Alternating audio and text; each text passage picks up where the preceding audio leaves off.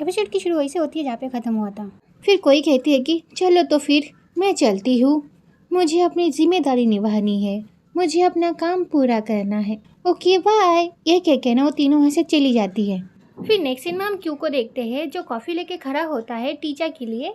फिर जब वहाँ पे टीचा जाती है तो क्यू उसके पास जाता है और कहता है कि टीचा, एक क्लाइंट आया है, मैंने उसके साथ ना तुम्हारी मीटिंग अरेंज कर दी है, तुम मेरे साथ चल सकती हो। ये सुन के टीचा कहती है कि मीटिंग अरेंज कर दी, किससे पूछकर? तो क्यों बात बदलते हुए कहता है कि मीटिंग बहुत इंपॉर्टेंट है, जल्दी चलो नहीं तो लेट हो जाएंगे। ये सारी बातें सुनकर टीचा बोलती है कि झूठ बोल रहे हो ना। ये सुन के क्यों कहता है कि नहीं, मैं तो सच बोल रहा हूँ। यह सुन के टीचा ना गुस्से में क्यू को कहती है कि क्यों, और टीचा को गुस्से में देख के क्यों बोलता है कि हाँ, आज कोई मीटिंग नहीं है और ऑफिस में भी आज कुछ ज़रूरी काम नहीं है। ये सारी बातें सुन के ना टीचर समझ जाती है कि क्यों ये सारी चीज़ें क्यों कर रहा है। फिर टीचर बोलती है कि जानती हूँ कि लोग गॉसिप करेंगे।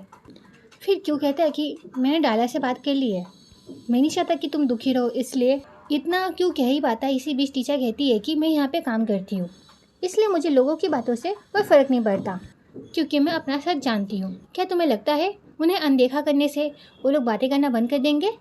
उनका मुंह कभी बंद नहीं होगा। फिर क्यों कहता है कि अच्छा ठीक है, ये लो, ये कॉफ़ी पियो, अब से इस लड़ाई में मैं भी तुम्हारे साथ हूँ।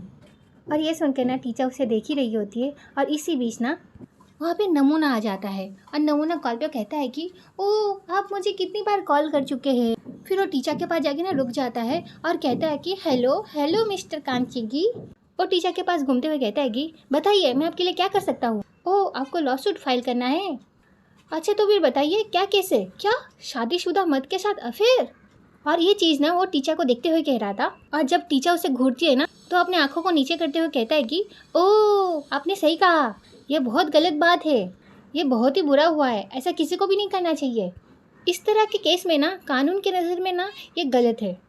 फिर वो कहता है कि हाँ हाँ, आपने क्या कहा, सुनाई नहीं दे रहा है? हाँ हाँ, आपने सही कहा, आजकल अच्छे लोग मिलते कहाँ है। कुछ लोग तो ऐसे होते हैं जो हमारे आंखों के सामने होते हैं, फ़ोन में बात कर रहे होते हैं, पर आप है कि आपको तो दिखता ही नहीं है, आप तो इधर उधर देखने लग जाते हैं। ये सारी बातें ना टीचर को सुना रहा होता है कि मैं खड़ा हूँ, मुझे चुन लो, क्यों बेन सर के पीछे पड़ी हो, वो शादीशुदा है, मैं तो शादीशुदा भी नहीं हूँ। घुमा फिरा के वो टीचर को ये सारी बातें सुना रहा होता है और टीचर भी सारी बातें समझ जाती है। और ये सारी बातें सुनने के बाद टीचर गुस्से में वहाँ से चली जाती है। जब वो नमूना देखता है कि टीचर वहाँ से जा रही है तो नमूना भी ना टीचर के पीछे जाने वाला होता है, बट क्यों उसके सामने आ जाता है। फिर वो नमूना कहता है कि ये यहाँ पे क्या कर रहा है। फिर क्यों बोलता है कि आपको टीचर पसंद है ना। ये सुन के वो नमूना कहता है कि नहीं, ये क्या बोल रहे हो, तुम बकवास बातें मत क्या करो, भला मेरे जैसा अच्छा सुंदर आदमी टीचर जैसी लड़की को पसंद करेगा? नहीं, मैं तो कभी भी नहीं करूँगा। उस बेचारी की ऐसी किस्मत कहा जो मैं उसे पसंद करूं। चलो खैर, तुम इस बारे में किसी से बात मत करना। यह कह के ना टीचर के पास जाने वाला होता है, पर क्यों ना उसे रोक देता है और क्यों इशारों से बोलता है कि सर आपको यहाँ जाना है। ये देख के वो नमूना कहता है कि अच्छा तो मैं उस तरफ जाऊँ, तो क्यों इशारे से कहता है कि हाँ। फिर वो नमूना कहता है कि ठीक है, मैं तुम्हें देख लूँगा, याद रखना। यह कह के ना वैसे चला जाता है। फिर क्यों कहता है कि अब इन्हें क्या हुआ, पसंद करते हैं तो हाँ कहो ना। फिर क्यों टीचर के बारे में सोचते हुए कहता है कि अब टीचर है ही इतनी चार्मिंग, क्यों है ना। फिर नेक्स्ट सीन में ना हम मिस्टर बेन के असिस्टेंट को देखते हैं जो भागते हुए आती है और कहती है कि अरे तुम लोग यहाँ पे हो, तुम लोगों को पता है मिस्टर बेन ने मुझे मैसेज करके बोला कि वो आज ऑफिस नहीं आएंगे। ये सुन के कोई कहती है कि मुझे तो पहले से पता था, मिस्टर बेन और टीचर आज ऑफिस ही नहीं आएंगे, वहाँ ज़रूर कुछ ना कुछ गड़बड़ हुई है। ऐसे तुम्हें लगता है कि टीचर पहले से जानती होगी मिस्टर बेन शादीशुदा है? यह सुन के कैमिलिया की असिस्टेंट कहती है कि पता ही होगा, फिर भी एक ऐसे आदमी के साथ रिश्ता रखना कितनी बेशर्मी की बात है। ये सारी बातें सुन के जून कहती है कि फ़िलहाल हमारे सामने जो फैक्ट्स है उससे ये साबित नहीं होता है कि टीचर को इस बात की कोई खबर थी। ऐसे किसी के बारे में अनुमान नहीं लगाना चाहिए। ये सुन के कैमिलिया की असिस्टेंट कहती है कि इससे अनुमान लगाना नहीं कहते हैं, फिलिंग द ब्लैंक्स कहते हैं। लगता है बारिश होने वाली है, मैं अपने साथ ब्लैंक ब्लैंक ब्लैंक लेके आऊँगी, मतलब छतरी। उसका कैमिलिया की असिस्टेंट कहती है कि ऐसे सच कहूँ तो ये कॉमन सेंस की बात है। इन तीनों चुड़ैलों की बातें सुन के ना डाला को बिल्कुल अच्छा नहीं लगता, तो डाला ना वहाँ से जारी होती है। डाला जब जारी होती है वहाँ पे ना टीचर आ जाती है। डाला टीचर को देख कर ना शौक हो जाती है और कहती है कि टीचर। उसे देख के तीनों चुड़ैल कहती है कि अरे ये तो आ गई। फिर टीचर ना उन लोगों को इग्नोर करते हुए ना अपने केबिन में जा रही होती है, पर इसी बीच ना वहाँ पे जून कहती है कि जाओ उसी से पूछ लो। ये सुन के टीचर रुक जाती है और वो जून को देखने लग जाती है। फिर जून बोलती है टीचर से, ये तीनों जानना चाहती है कि तुम्हें पता था कि नहीं मिस्टर बेन पहले से शादीशुदा है।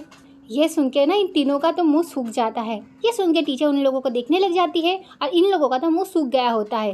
पहले तो टीचर उन्हें बिना कुछ बोले वहाँ से जा रही होती है, पर टीचर कुछ सोच के रुक जाती हैं और उनसे कहती है कि ऐसा नहीं है कि मैं तुम लोगों के सवालों का जवाब नहीं दे सकती, लेकिन तुम लोगों के सवालों का जवाब देना मैं ज़रूरी नहीं समझती। यह कह के टीचर जून को देखती है और वहाँ से चली जाती है और उसके पीछे पीछे क्यू और डाला भी चली जाती है। फिर ये सीन यहीं पे कट होती है। फिर हम जून को देखते हैं जो अपना काम के लिए होती है। फिर वहाँ पे ना ये तीनों गॉसिप क्वीन आ जाती है। फिर कोई कहती है कि हे नई लड़की, तुम क्यों हमेशा सबसे पंगा लेती रहती हो। ये सुन के जून कहती है कि शायद तुम भूल रही हो, ये लॉ फॉर्म है, यहाँ पे एविडेंस और फैक्ट से काम होता है। हमें जो नहीं पता उससे पूछना आसान होता है। ये सुन के कैमिली की असिस्टेंट कहती है कि सबूत कभी कभी टुकड़ों में मिल सकते हैं, पर उनकी कड़ियों को एक साथ जोड़ना वो हमारी सोच पर निर्भर करता है। लगता है आज बारिश होने वाली है तो मैं अपनी ब्लैंक ब्लैंक लेके आऊंगी। फिर ये दोनों कहती है कि छतरी। फिर बेंसर की असिस्टेंट कहती है कि अगर तुम्हें वकील बनना है तो तुम्हें ब्लैंक्स को भरना सीखना पड़ेगा। यह सुन के जून कहती है कि देखा जाए तो रेनकोट भी ला सकते हैं, बारिश कितनी तेज होगी या आसमान को देख के पता चल सकता है। अगर तूफान आने वाला है तो फिर छतरी बेकार है, पर अगर सिर्फ बूंदाबांदी हो तो फिर तो प्लास्टिक बैग ही काफ़ी है। क्या फिर हो सकता है हवा बादलों को उड़ा कर ले जाए और फिर बारिश ही ना हो। तो फिर ये सारे वो फैक्ट्स है जिन्हें ट्रायल होने से पहले ही हर एक वकील को एनालाइज करना चाहिए। अगर समझ ना आया हो, मतलब तुम लोग जानती हो टीचर क्या कहना चाहती थी, जवाब मांगने की ज़रूरत नहीं है। ये सुन के कोई कहती है कि तुम अपनी हद से आगे बढ़ रही हो, मेरा मुंह मत खुलवाओ तुम, मैं अच्छे से जानती हूँ तुम इस ऑफिस में क्यों आई हो। ये सारी बातें सुन के जून कहती है कि मैं यहाँ पे काम करने के लिए आई हूँ और क्यू का दिल जीतने आई हूँ और मुझे बाकी किसी चीज़ से फ़र्क नहीं पड़ता। यह कह के वो उनके बीच में से चली जाती है।